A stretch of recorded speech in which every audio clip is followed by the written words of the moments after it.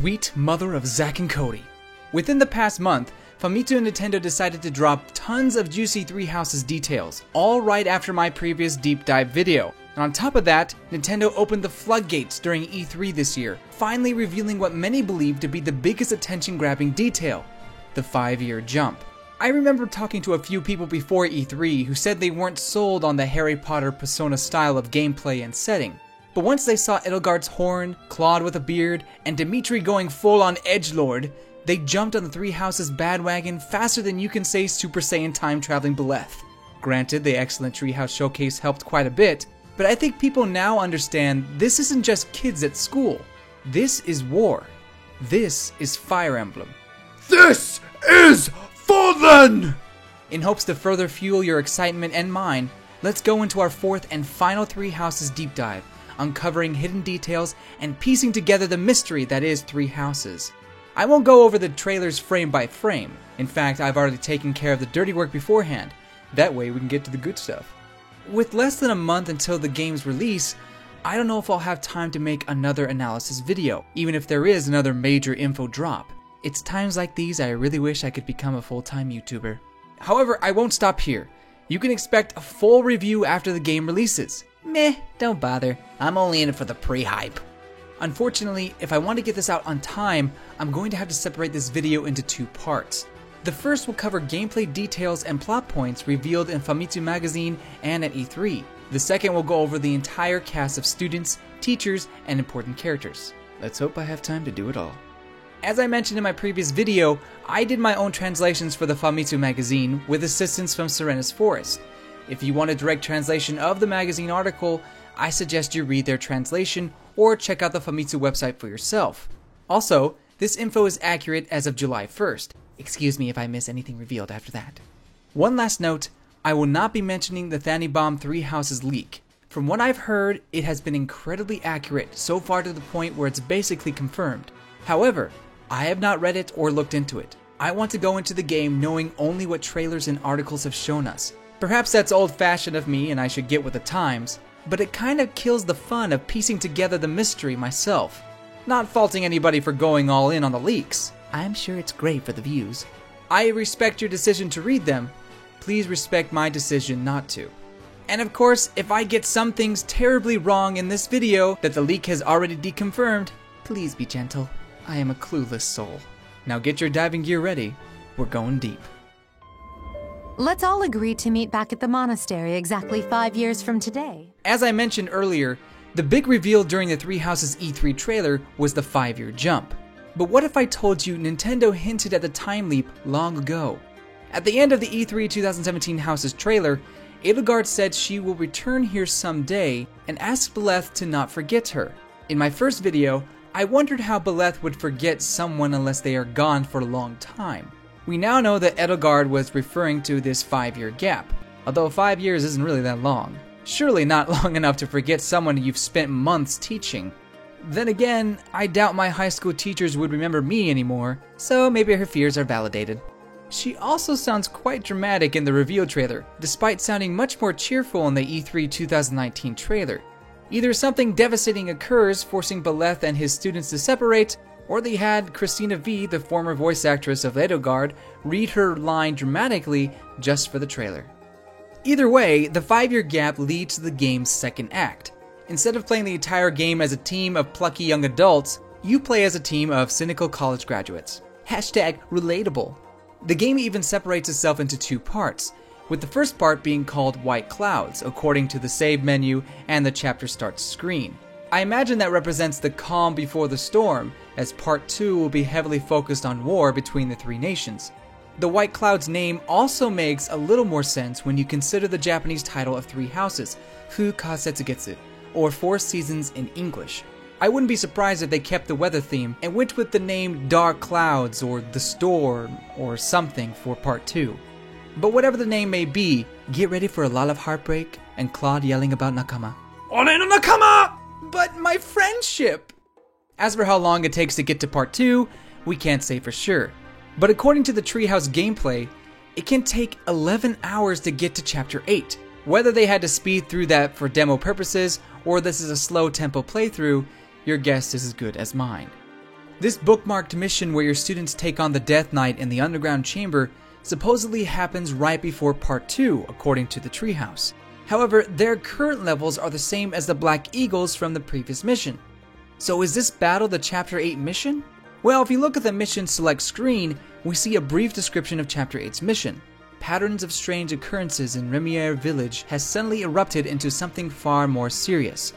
We also get a brief glimpse at the name of Chapter 8, The Flame in the Darkness. To me, that is symbolic of the Flame Emperor hiding in the shadows, or a literal description of somewhere dark like an underground chamber. So this could be that same chapter. However, the Chapter 8 mission is called Remiere Calamity. Is the Flame Emperor's group the Calamity? Sounds like a bit of a stretch. Since we don't have much to go off of, I'll say the battle with the Death Knight is either Chapter 8 or Chapter 9. Knowing that this chapter is close to Part 2, I imagine we could see at least 10 chapters in total for the first phase. That said, recent screenshots during the war phase show that whatever chapter this is, it takes place in the first month, whereas Chapter 8 obviously takes place during the 11th month. If that's the case, there must be only 2 more missions before the war phase, if the war phase starts during the first month. Unless it's not exactly 5 years to the day. Maybe it's like 5 years and 4 months or something like that. The school phase might be a little shorter than I anticipated. Of course, there could be a secret third part we don't know about yet. Perhaps Part 2 is where the 3 countries fight each other and then come together to fight a common enemy by the end, leading into Part 3. Then again, a recent Japanese blog post confidently says there are 2 parts to the game, the school phase and the war phase. Based on that, 2 phases seems to be the correct answer. As for how many chapters, I'm guessing 25. 10 for the first part and 15 for the second part. Recent games like Awakening and Fates had 25 and 27 chapters respectively, so I think they'll stick with that number. While they could go down the Radiant Dawn route of 38 chapters, I don't think it's likely when you consider the number of side missions Intelligent Systems is including. Based on the information we've gathered so far, Part 1 seems to be a preparatory stage for the real battle ahead. Most choices you make will affect the war phase. The house you choose determines which country you fight for in the second act. The students you recruit determine the party you have during the war. The students you fail to recruit might become your enemies. The skills you cultivate and teach your students determine your party's strengths and weaknesses. It's exciting to know your choices actually make a difference. The trailer implies Part 1 ends once your students graduate from the academy or leave for some reason, all at the same time.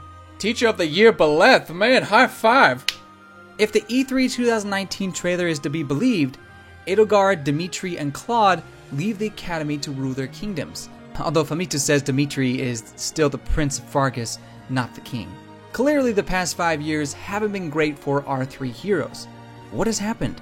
We'll cover more about their new characters in the next video. Both sides of time are revealed to you. What shall you do? So what is Beleth doing during these 5 years?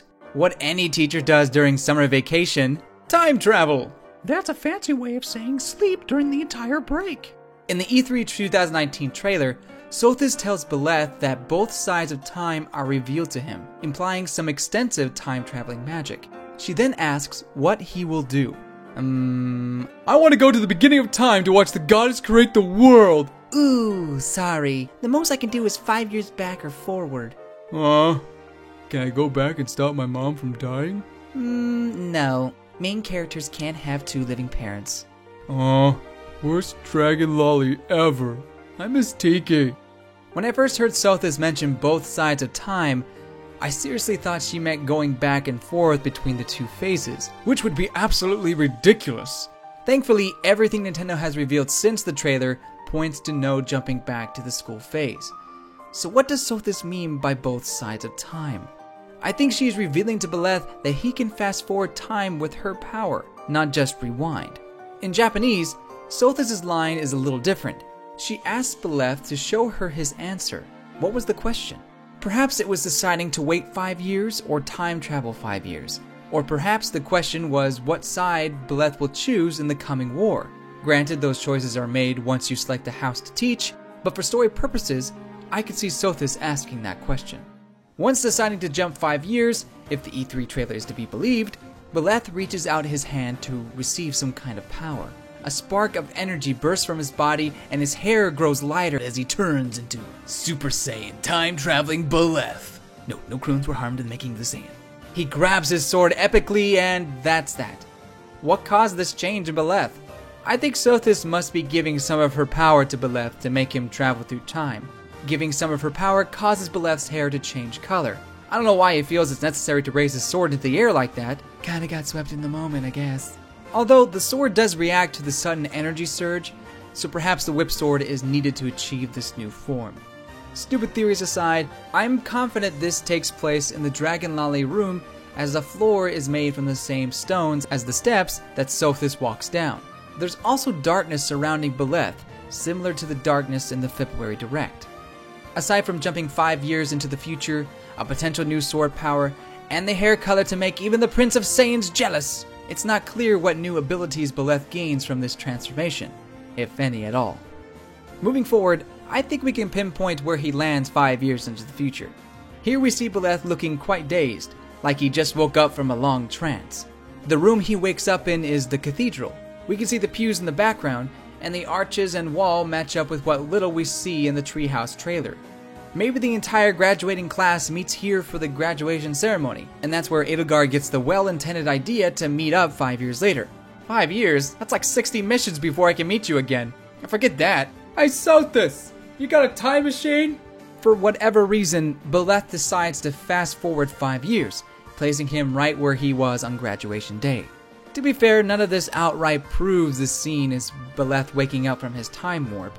These are just guesses I'm taking based on what we have. There are also flower petals floating around him in this scene. Not exactly sure if the petals have anything to do with time travel.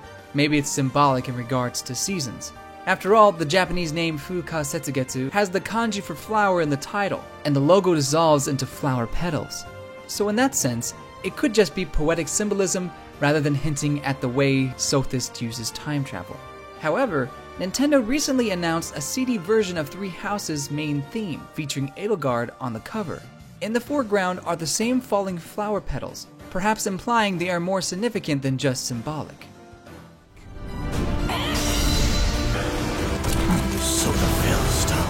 Everyone, I'm calling it. After months of searching, digging frame by frame for clues, I think I can finally say without a doubt that the Lady in White is the Divine Seiros. Maybe.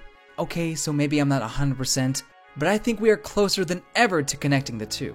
First, let's take a look at the Lady in White crossing blades with Old Man Viking King Nemesis. This is our first time seeing the Lady in White use a weapon during the War of Heroes. We have seen her with the shield before, although not at this angle, where you can clearly see the crest of Seiros on the front of the shield. The sword she is swinging also has the crest of Seiros on the base of the blade. If having the crest of Seiros all over her accessories doesn't prove she is Seiros, then the Church of Seiros painting will seal the deal. Note the jagged edges of the sword the Lady in White is praying with. This is the same sword the Lady in White in the cutscene uses to fight Nemesis. The only real difference is the handle, but the Lady in White isn't exactly one for one either, so I'll let that pass. Another thing to note about the sword, we can see Emperor Edelgard holding it towards the end of the E3 2019 trailer. The handles and crest are identical. If the War of Heroes took place thousands of years ago, and this blade is only wielded by Adrestian royalty, then the woman in white must be the first ruler of Adrestia and founder of the Church of Seiros. Based on that, I'm ready to call this woman the Divine Seiros. Jeez, took you long enough. Now that we know who Seiros is she a dragon? I'm not as confident as I used to be. Sure, Seiros might be a monarchy flaunting her dragon pride, but maybe she is just a human obsessed with dragons and loves wearing jewelry with dragon features. But we saw her transform into the white dragon in the recent direct. Why are you making this harder than it is? Because the truth is never as simple as it seems. Right after the short class between Nemesis and Seiros, a green-haired, green-eyed woman goes from human eye to vertical slit pupils in the blink of an eye. Right, that has to be Seiros. I'm not doubting that. But consider this. Rhea has the same color eyes as Seiros. I'd go as far as to say their hair color is the same if it wasn't for the strange lighting whenever we see Seiros. Point is, Rhea could easily be the one transforming here. For starters, the transforming woman doesn't have a forehead plate like Seiros. Her eyebrows also appear to be missing, but maybe she's just too highbrow for eyebrows. On the other hand, Rhea has her forehead bare and naked, plus the way her hair sits is similar to the transforming lady as well. Although Rhea does have eyebrows, so it's not a perfect match.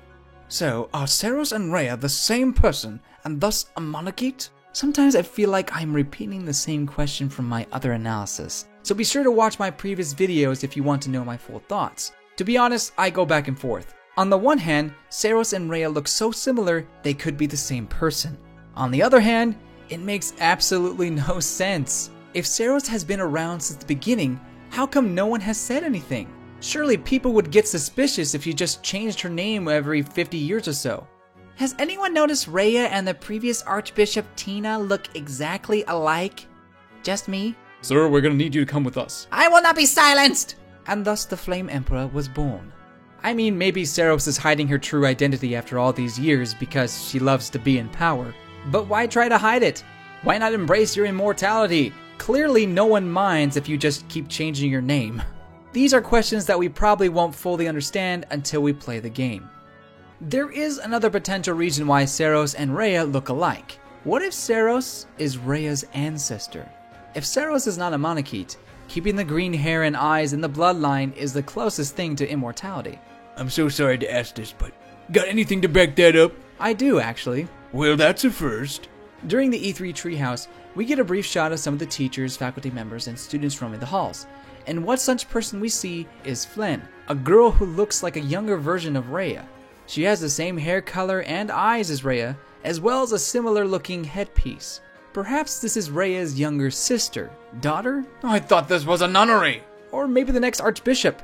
Well, it turns out Flynn is actually Setith's younger sister. He's Rhea's advisor and a teacher at the school. The Fire Emblem Twitter confirmed it right before I recorded. This does, however, inspire a couple theories involving the two siblings, Seiros and Rhea. Theory 1! Rhea, Flynn, Seiros, and Seteth come from a secret Monarchite family. They all share the same green eyes and have the same color hair, except Seteth. Although Seteth has the same color as Sothis, who I am 99% sure is a Monarchite.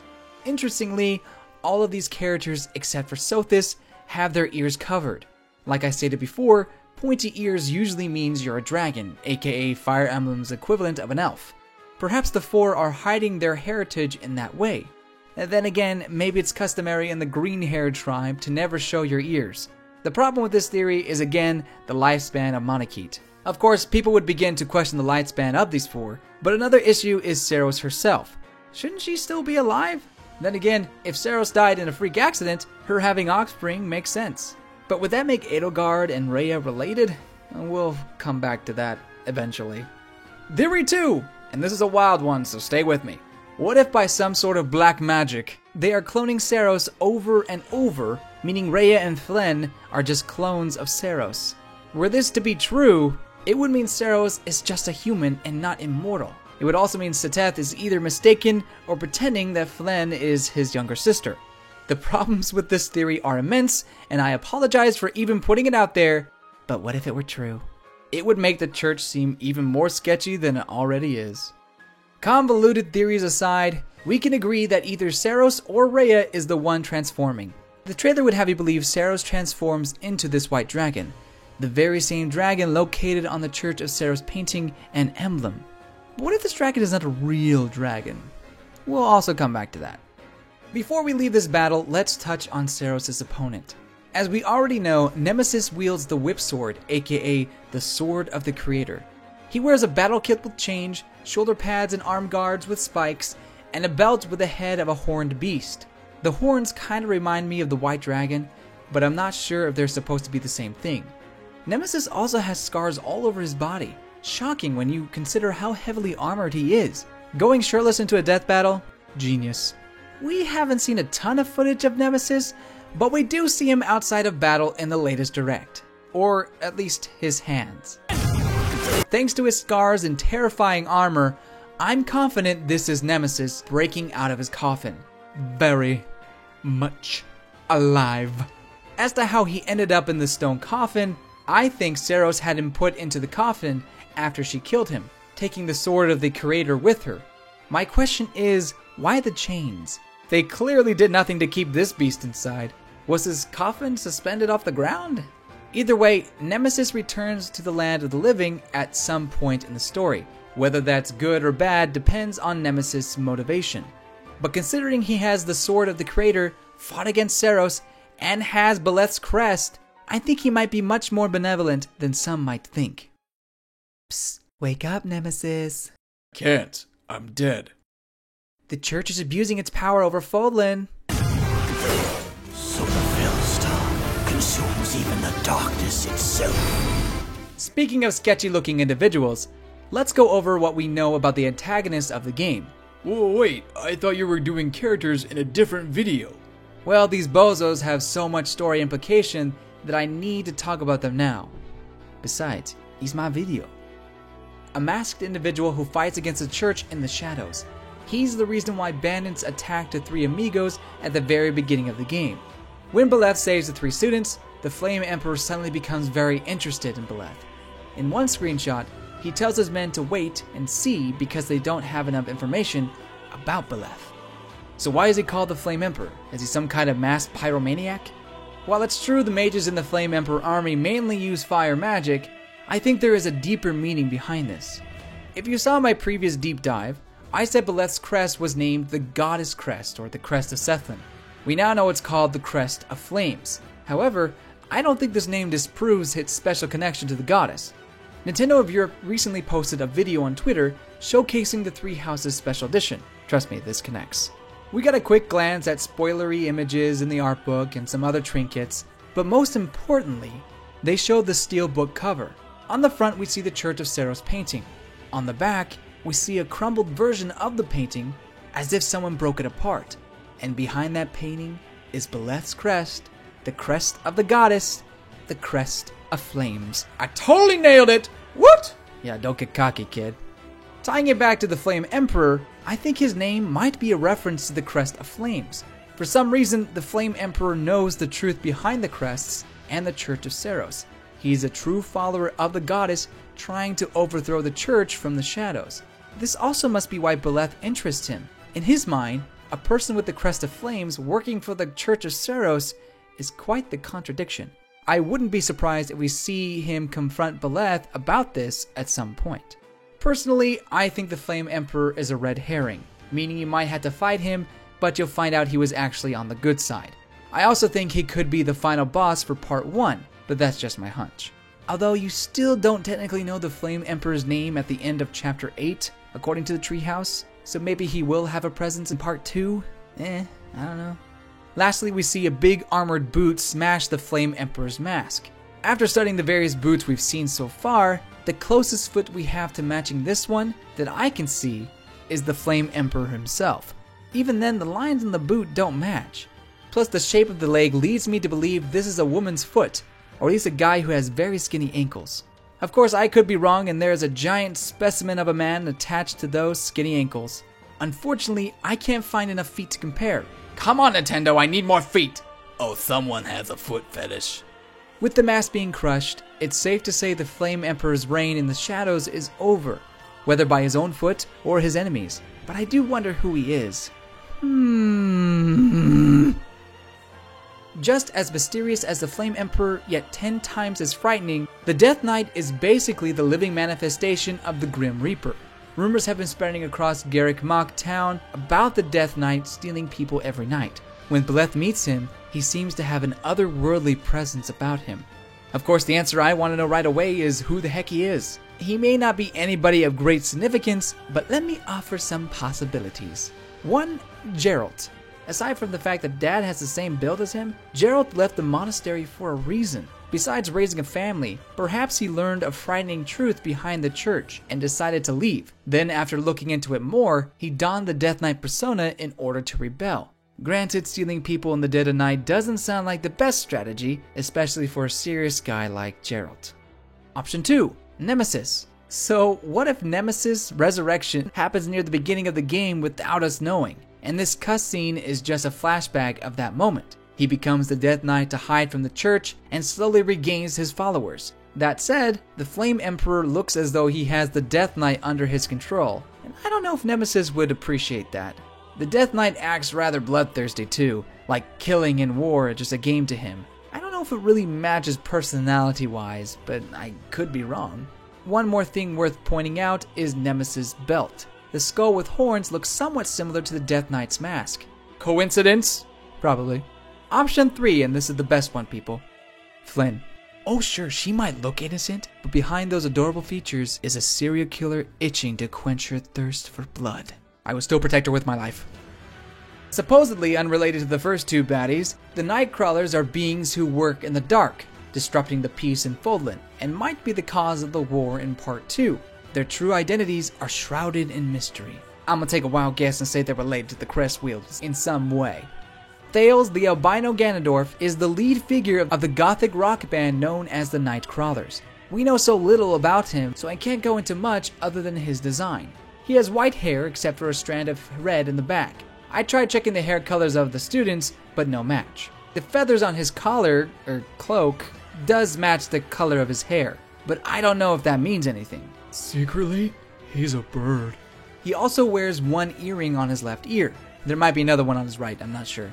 While this isn't a crest on the earring, we have seen this symbol before, a few times in fact. First, when this Flame Emperor troop casts Miasma, a dark circle appears underneath him. In the middle is an eye, which looks very similar to Thales' earring. Perhaps this symbol is the source of this kind of magic. Another similar symbol, though different, can be seen here. Thales looks like he's casting a sort of spell, despite looking a bit injured. While you can barely see the eye in the middle, the circle surrounding the middle is incredibly similar to his earring, so I doubt it's just a coincidence. But the piece of resistance comes from the Death Knight's scythe. Well, would you look at that? The same exact symbol. Clearly the Death Knight and the Nightwalkers, or at the very least Thales, are far more connected than some would have you believe. That said, I'm not entirely sure what's so groundbreaking about this discovery. But believe me, this is important. You waste so much of your time pointing out meaningless things. I know. Before we move on, take a look at the room Thales is in. Typical stone tiles, walls, arches. Except, these square tiles are exactly the same as the tiles in this green room with the robotic Iron Maiden from the E3 2017 trailer. And if we look closely or remove the color purple, you can see the lighting is fairly green. Or maybe that means I'm colorblind. There's also an arch behind Thales with a staircase leading up. It just so happens that behind the Iron Maiden, we see an arch with stairs leading up behind it. Is it perfectly identical? No, but it's pretty close. I wouldn't be surprised that whatever albino Ganondorf is casting, he's doing it in this room. But you want to know what else the green glow and square tiles remind me of? You know, not everything with similar architectural design is the same room, right? Maybe I'm stretching the connections just a smidge.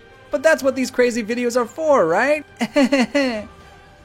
One last thing about Thales is that we see him towards the end of the February trailer. Although he's not really doing much. Why did I bring that up? I just can't control myself. Salome is the living manifestation of what happens when you stare at the sun too long. On the downside, your eyeballs are scorched black and your irises are sun-bleached. Although maybe that's a good thing for a gothic rock band.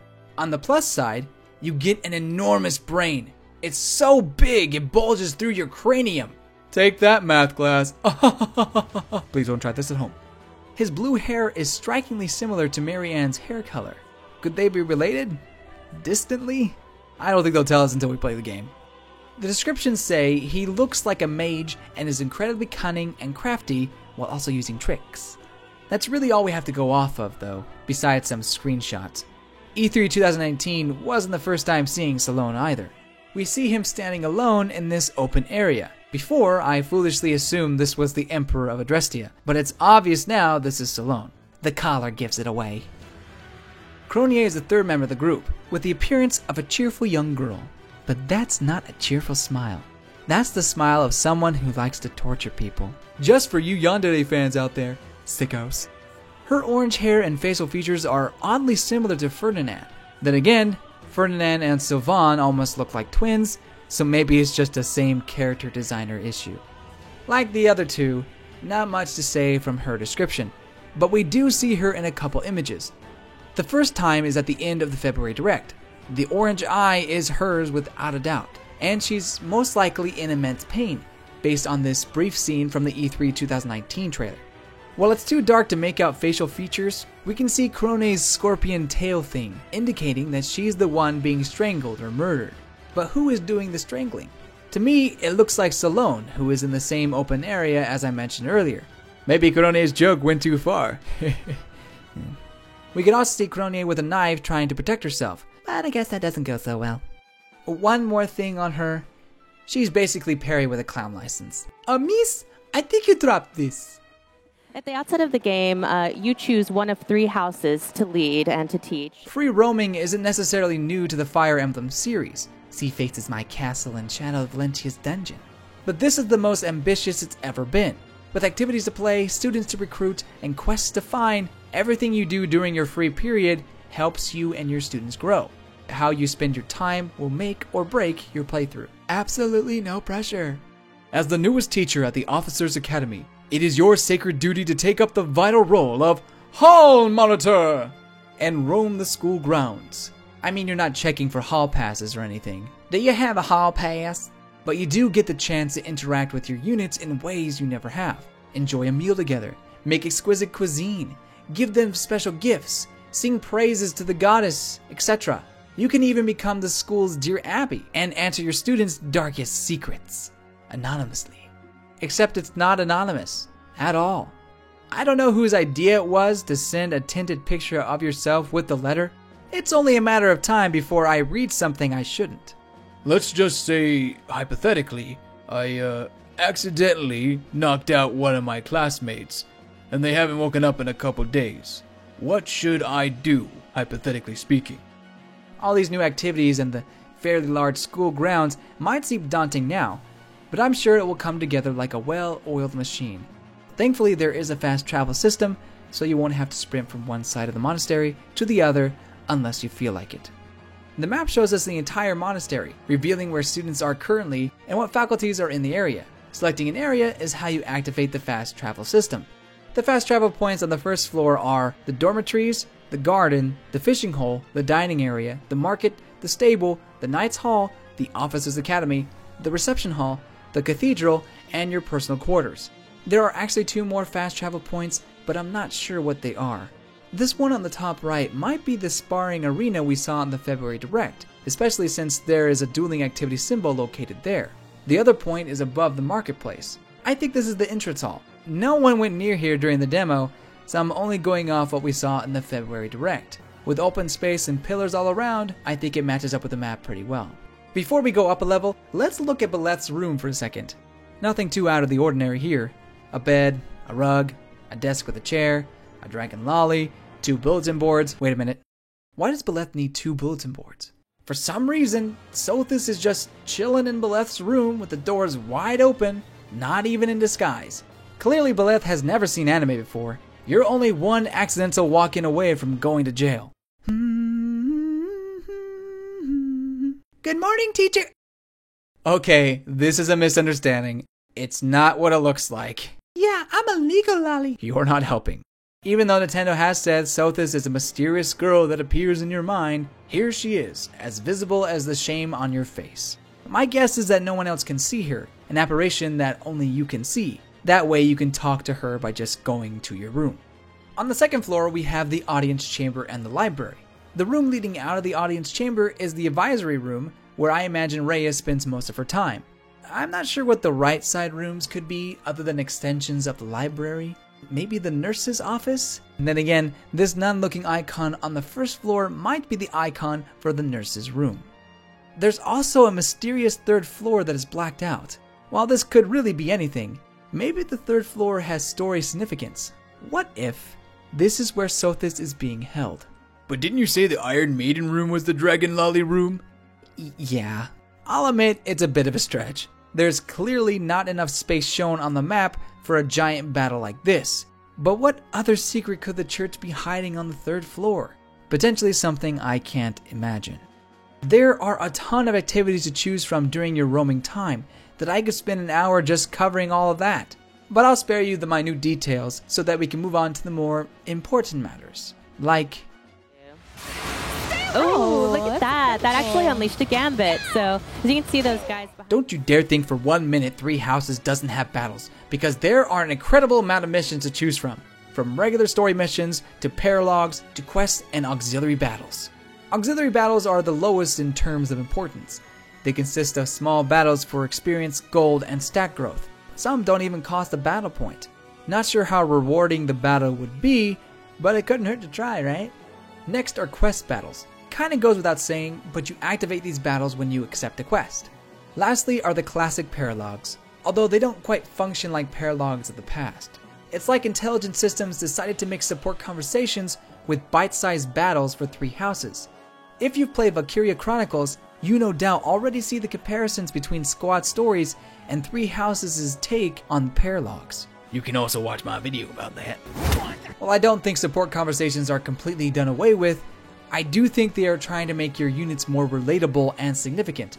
The more you understand their backstory and personality, the closer you will grow with them. Where Fates mainly focus on wacky quirks, bless its soul, Three Houses is trying to create deep, complex characters with somewhat exaggerated quirks. My shirt just can't handle my muscles. The same goes for the main story. While the spotlight will shine brightly on the three amigos, most students will have their own time in the spotlight. Ash, for example, has an adoptive father who is rebelling against the church. If you have Ash in your party, you get special dialogue and exposition just about him. Savon also seems to be a heavy story-based character, with the crest of Gautier lately appearing every 10 seconds. Or at least it feels like that. It's like the new crest of Seiros. Speaking of which, you remember the oozing crest from way back? Guess whose crest it is? Gautier. And the warp panels of the treehouse? Gautier. The Black Beast from the February Direct? Gautier. If Seiros and the Hrasvagr clan are the #1 problem family, Gautier seems to be a close second. The mission here deals with quelling Sylvan's older brother, who rebelled against the kingdom and the church. You have to handle his shenanigans. What is wrong with your family, Sylvan? We'll cover you. Let's win this already.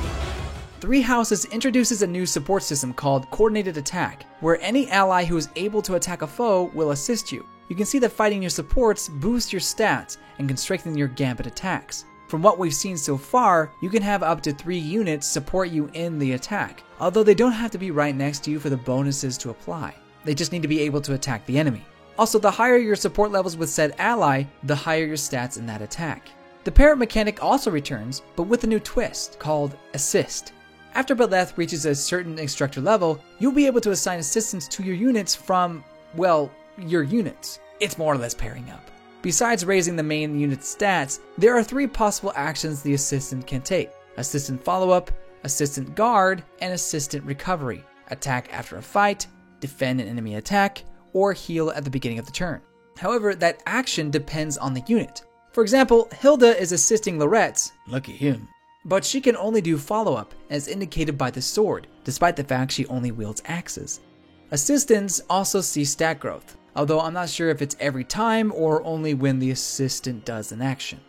Of course, building support occurs not just on the battlefield, but in the monastery too, as I already pointed out. Most actions you take will strengthen your bonds with your students, and some activities like meals and group tasks strengthen the supports between students. I usually ship my party members, but now I could take even more control over their love life. While there's definitely bromances and relationships to be had, we haven't heard anything about support conversations yet. The fact the game is entirely voice acted and Beleth doesn't really speak might indicate they're gone. Well, more like replaced with quests and paralogs. To be honest, I'm not heartbroken about this. While the support conversations were sweet or hilarious at times, they tended to be kinda cringy. Support rank level ups could easily just happen on their own with a little message popping up, similar to when your weapon levels up. The only one you would need to activate would be the S-rank, and then I imagine some special dialogue could be given there. That said, maybe Intelligent Systems went above and beyond to add them in? On the pre-battle menu, which looks fantastic by the way, one of the menu options is support. Going off of previous games, could this be where you see support conversations? Or is it just a menu to manage supports and assistants? If they have already confirmed or deconfirmed support conversations, please excuse me for my stupidity. However, S supports are not possible until the war phase, when they are thankfully the legal age to marry. Glad to see Intelligent System and the FBI had a nice long talk about the legal age of consent. Hey, she's legal. Seriously, are you running out of material? How many times are you going to make that joke? As many times as it takes. But he'll learn to love it. Oh. Yes. Oh, look at that. Look at him styling and profiling. Thanks to E3, we now know all the classes available to you during the school phase. More importantly, we know that Wyvern Riders are back, baby! Har would be so proud. Of course, everyone starts off as a commoner or noble. From there, you can class change to beginner, intermediate, and then advanced classes. Listed on the examination menu, we have for beginners, Myrmidon, Soldier, Fighter, and Monk. For intermediate, Lord, only the Holy Trinity, Mercenary, Thief, Knight, Cavalier, Brigand, Archer, Brawler, male only, Dark Mage, male only, Mage, Priest, and Pegasus Knight, female only. Advanced is a little trickier, but here's what I got. Hero, male only, Swordmaster, maybe Assassin, Fortress, Paladin, Wyvern Rider, Berserker, Sniper, Grappler, male only, Warlock, and Bishop. A couple of those may not be right, but those are my guesses. I find it funny they decided to make so many classes restricted to male or female. Grappler and Pegasus Knight make sense, but why is Hero and Dark Mage restricted? I don't even see an advanced male-only mage class. So what's the point of having a male-only intermediate mage? I guess that's technically a good thing, but it just seems pointless to have that class.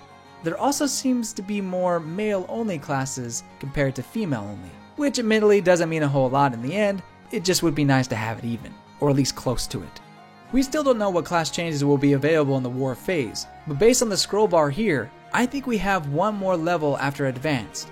Perhaps expert, master, bachelor's in fine arts. Whatever this third tier, or fourth tier depending on how you count, is, I think we'll have classes like Falcon Knight, Wyvern Lord, Great Knight, Dread Fighter, General, or maybe classes we haven't seen before, like Steampunk Space Cowboy Knight. Ooh, I could totally see that. We have no choice but to eliminate those who cling to unreasonable ideas of justice. And now it's time for the details so minor, I didn't know where to put them. Hooray for organization!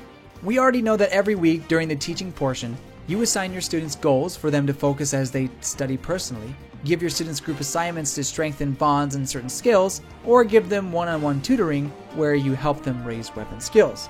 But thanks to E3, we get to see all of it in action. And I have to say, it is much quicker than I thought it would be.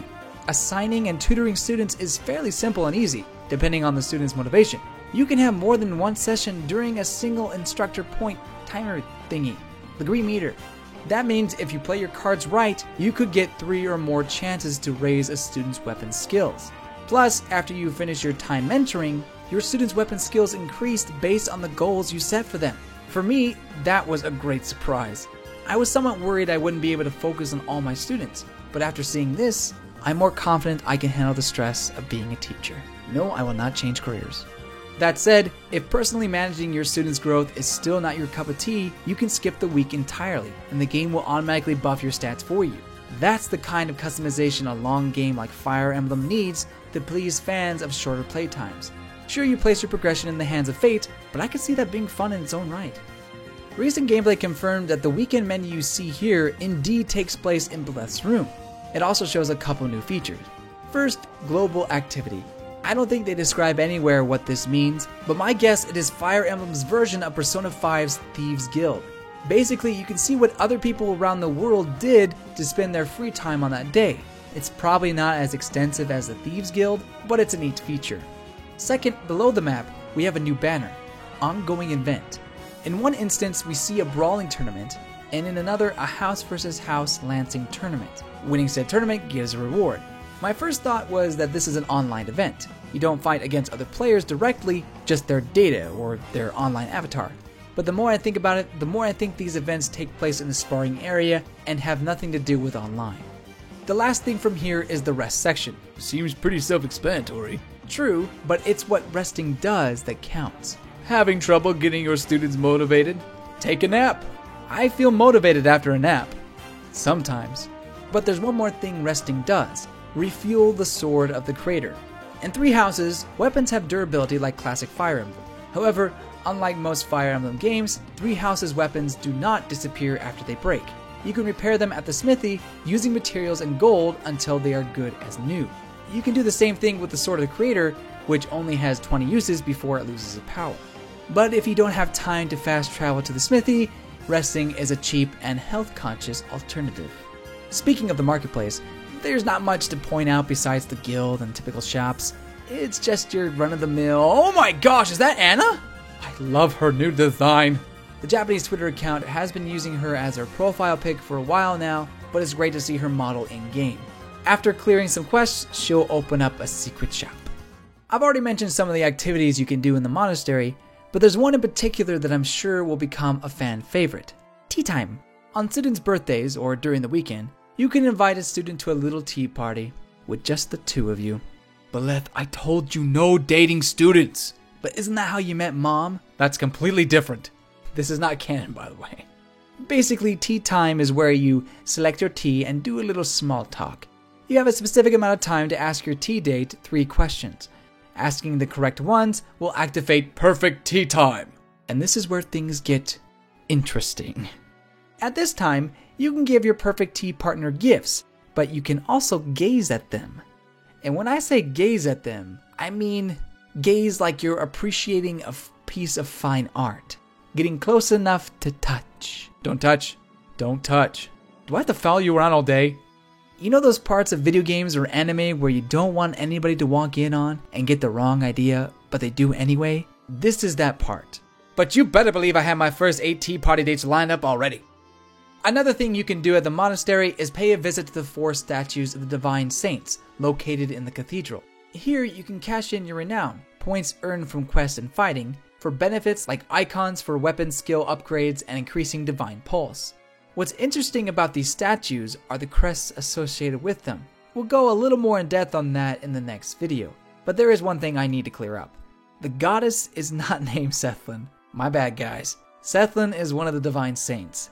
That said, I still believe my theory about the Crest of Flames tying closely to Sothis and the goddess. I have a question. Does everyone leave the academy for 5 years? Why do they come back? My guess is the house you choose to teach decides to return and fight for the Church of Seiros. We know the academy is the hub area during the war phase, but it must only be occupied with people you recruited in the school phase, besides NPCs. Otherwise, gym class could be very interesting. Okay, I forgot to write up a teaching plan for today, so let's just play some good old-fashioned dodgeball. You guys know the rules. You get hit, you're out, catching the ball is safe, and no killing each other. Sounds good? Okay, on my mark. Get set. Go! Kill every last one of them! Hey, Ronald McEyepatch, were you even listening? That's it. Go to the Archbishop's office. Next, let's return to the CD cover way back when. Notice the shadow on the bottom right corner? A bird, but not just any bird. This bird, an eagle. When I first saw this in the E3 2019 trailer, I thought it was just an ambience cutscene. But perhaps this bird is something important. After all, the Adrestia house is called the Black Eagles. Maybe Edelgard has a family eagle. Or maybe the goddess is a bird. Think back to the goddess from the Church of Seiros painting. The feather butt wings, remember? What if she is a feathered god instead of a scaled one? I mean, who says the goddess has to be a dragon? What about the white dragon? The logical conclusion at this point is Seiros is the white dragon. That is, if the goddess is a bird. Then again, the eagle shadow could just be symbolic of black eagles. Why do I always overthink these things? Lastly, the last line in the E3 trailer is Rhea saying how lovely it would be for this moment to last forever. If you still have your doubts that this is Rhea, listen to the Japanese trailer, where it is very clear that Rhea is speaking. For some reason, Rhea and Edelgard kinda sound similar in English, at least to me. There's a much bigger difference, however, in Japanese. Take that as you will. As for what that means, it could be a line Rhea says during the Academy graduation ceremony. But that's boring. Let's go for something a little more interesting. What if Rhea is obsessed with the concept of immortality and secretly studying it using church resources? Or what if Seiros is Rhea, thus making her an immortal being? Okay, that's one too many conspiracy theories for one video.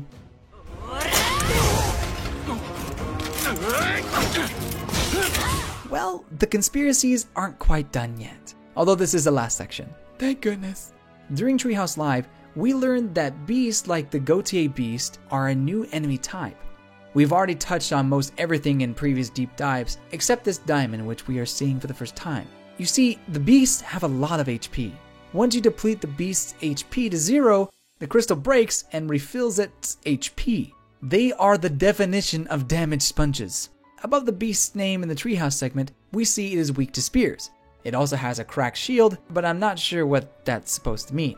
The wolf is holding a dark stone. Now, I don't think this specific stone has any grand meaning since this is just a paralog mission. However, many other minor beasts might hold stones similar to it, and that's the reason they attack people. While there's not much more to see in the treehouse footage, Nintendo had game journalists try out a level where you had to defeat the King of Beasts. Not only is this beast much stronger, but it also bears a crest, albeit cracked. For a while, I've been wondering how the beasts are able to hold a crest stone. Well, if we look at the forehead of the King of Beasts, we can see the cracked crest on its forehead. It's hard to make out, but I think this is the crest on the Leicester banner, the crest of Goneril.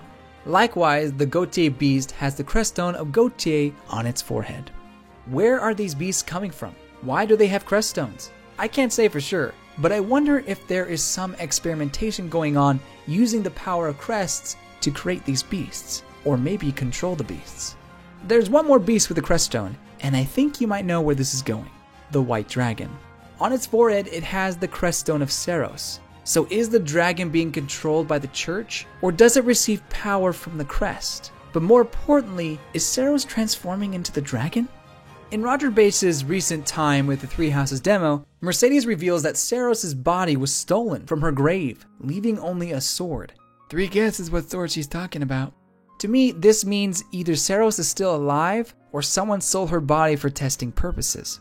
If Seiros is just a test subject, then what if the church resurrected her and took control of her dragon form? I told you the conspiracy theories weren't done. Now, I have no clue whether or not Rhea knows about this. Maybe she's the mastermind behind it all, or maybe she's just a clueless puppet. I mean, for all I know, I'm completely off the target on how the creststones connect. Still, with Seiros' corpse being laid to rest with the sword of the creator, it really makes you wonder how Boleth got the sword in the first place. I'm so sorry about Seiros' body being stolen. Well, she can't take the sword where she's gone. Speaking of swords, one of the biggest reveals from E3 was the Hero Relics. The Hero Relics are weapons given by the goddess to the 10 Greats, each one corresponding to the crest they wield. The weapons all seem to be made from a bone-like material, but that's just my observation. As an example, we see glow-up Edelgard, Dimitri, and Claude holding their corresponding relics. Dimitri has a spear with the crest of Fargus, Claude has a bow with the crest of Regan. Edelgard has what I assume is an axe, but with an entirely different crest from her own. The crest of, well, there isn't a name for it yet. But we do know it's Marianne's crest. Why does Edelgard have a weapon that belongs to a family not part of her house? Is Edelgard related to Marianne? Does Edelgard have 2 crests? You used to be so obsessed with the crest of Seiros, but now you're completely ignoring it? Make up your mind, game! One possibility is that Edelgard is deciding to rebel against the church and Seiros, so she decides to wield a different weapon. But don't you need the corresponding crests in order to wield it? What if it hurts her? Don't hurt my baby. Another possibility is Edelgard uses it before obtaining Seiros' sword, as we see in the E3 trailer. Although I'm not sure this Flamebringer is a hero relic. Aside from maybe having a crest stone, the sword doesn't have the same features as the other relics. But I could be wrong. Other hero relics are Catherine's sword with the crest of Charon and the sword of the creator, both of which I called in my previous analysis trailers. I'm really proud of that one. Now here's something interesting. In the War of Heroes, there are 3 spots of red light popping out of the darkness. The middle one is clearly Nemesis with the sword whip, but I'm not sure what the other 2 relics are. But in this battle, there are at least 3 relics. You know, the more I think about it, the more I think the 21 crests weren't gifts from the goddess, rather tools created by Seiros to control Fodlan. What if Seiros grew jealous of Nemesis for the goddess loving him more or something, used dank dark magic to create the crests, and somehow killed the goddess to create the hero relics? Like I said, the weapons do look like bones, and falchions have been made from dragon fangs before. That said, why would the sword of the creator be made out of bones and have the crest in the middle, unless the crest was not created by Seiros, aka the Crest of Flames? In the end, I might be completely wrong about Seiros and Nemesis. Maybe Nemesis really is the bad guy who killed the goddess and made a sword out of her corpse. But with Sothis and Nemesis both wearing the Crest of Flames, and Sothis proudly holding the sword in her key art, I find that hard to believe. How lovely it would be for this moment to last forever. And that is the end of part 1. I didn't go over every new feature, like the medal that indicates the boss, or the amiibo gazebo, amazing name. Instead, I focused more on the important things. Otherwise, this would have been a 2-hour video. That said, if you think there's something important that I missed or should have mentioned, please let me know. But don't fret, part 2 is on the way. I'll try to get it out by the 20th of July, but no promises. Of course, if you would rather not have a video focused on the characters, just let me know. I love hearing your input. We are less than a month away from partaking in one of the most anticipated games of the year for Nintendo fans who like Fire Emblem, new Fire Emblem, and waifus. These deep dive videos have kept me sane during the wait, and I'm almost sad our journey is ending. Almost. The sadness is weighed down massively by my hype.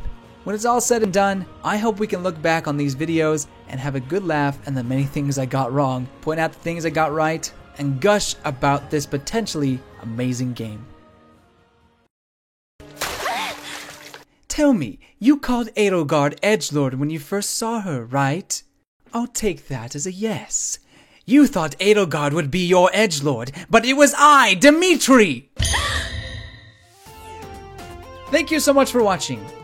Gotta make this short so I can move on to other things. Please let me know what you are excited for in 3 Houses. Please subscribe for more videos like this. Goodbye, you good people.